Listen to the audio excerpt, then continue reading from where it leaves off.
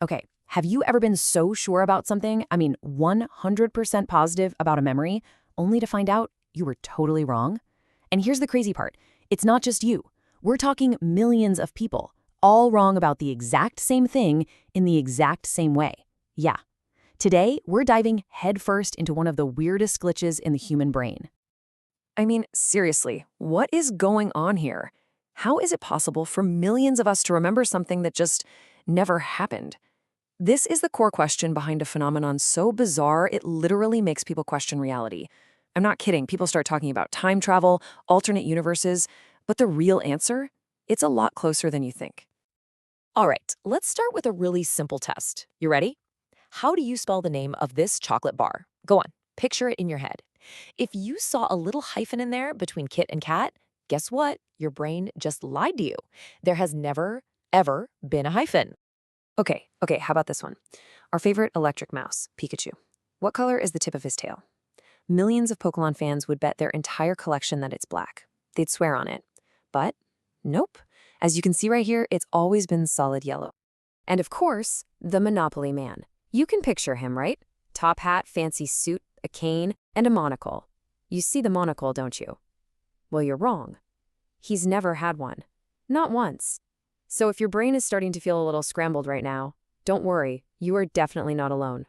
So this weird feeling, this experience of a shared, super specific, and totally wrong memory, well, it actually has a name. This is what we call the Mandela Effect. And this is the key right here. It's a phenomenon where huge, massive groups of people all share the exact same false memory. We're not talking about one or two people getting a detail fuzzy. We're talking thousands, even millions, all misremembering the same person, event, or detail in the same way. It's like a consistent bug in our collective software. So where does that name come from? Well, it all started with the most famous example of all. Back in 2009, a researcher named Fiona Broom realized that she, along with tons of other people, had this crystal clear memory of Nelson Mandela dying in prison in the 1980s. They remembered news reports, funeral clips, the whole thing. But that never happened. He was released, became president, and didn't actually pass away until 2013. That huge, shocking gap between memory and reality is what gave this whole thing its name. Now, what's fascinating to me is just how often this thing pops up in stuff we see all the time, especially in pop culture. And get this isn't just a bunch of people talking on the internet, it's a real scientifically studied phenomenon. A 2022 study did this really cool test. They showed people iconic images like Pikachu right here and asked them to pick the correct version. For 7 of these famous images, people got it right less than 33% of the time. But here's the kicker. They consistently and confidently picked the same wrong version. All right, let's talk about a classic, one that tears families apart, the Berenstain Bears. Or is it the Berenstein Bears?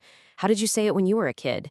Yeah, most of us remember it with an E, but if you look really close, it's always been Berenstain with an A. I know, this is the one that really gets people fired up. And then you've got maybe the single most famous and misquoted line in all of movie history. Everyone knows this moment. Darth Vader's huge reveal to Luke. Except he never says that. I'm serious. Go back, find the clip, and watch it. The real line is, "No, I am your father." The word Luke isn't even in there. Yet somehow that's the version that's been burned into all of our brains.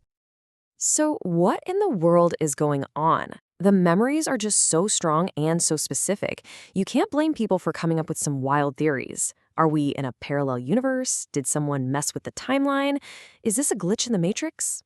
Well, let's see what the science actually says. The answer isn't out there in some other dimension. Nope. It's right here, inside your own skull. It turns out that incredible, powerful machine we call a brain is also a fantastic liar.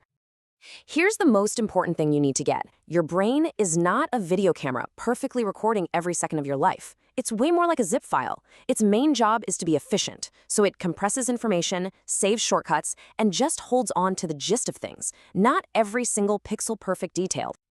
And there are a few key ways our brains do this. First up, you've got schema errors. Basically, your brain has these little mental shortcuts for how things should be. You have a template for a rich, old-timey tycoon, and that template probably includes a monocle. So poof, your brain just adds one to the Monopoly Man. Then it fills in the gaps. We hardly ever see C-3PO's whole body, so our brain just makes a logical guess that he's all gold and saves that as a memory. There's also pattern completion. Our brains see Fruit Loops and go, wait, that's not right, because the word of fruit is a much more common spelling pattern. And finally, you have something called confabulation, which is just a fancy way of saying your brain literally makes stuff up to fill in holes, and you believe those made-up details are 100% real. Okay, so that explains how one person's memory can get it wrong. But how does that one little error become a massive global thing? Well, it's basically a giant worldwide game of telephone. You know the one, right? It starts with one person, maybe they share a fuzzy memory online.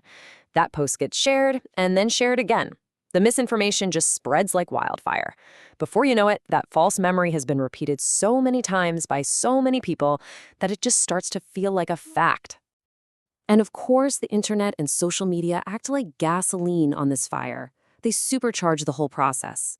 A tiny personal mistake can now turn into a global phenomenon overnight, all thanks to the power of repetition online. So, after all this, what's the big takeaway? What's the one thing you really need to remember from all of this? It's this. No, you're not going crazy. And no, you haven't slipped into an alternate universe. All this weirdness, it isn't happening out there. It's happening in here. It's just a feature of how our brains are built. Your memory is more of a storyteller than a historian, and man, is it a confident one, even when it's completely wrong. Like neuropsychologist Dr. Aaron Bonner Jackson puts it, memory is not necessarily a carbon copy of reality.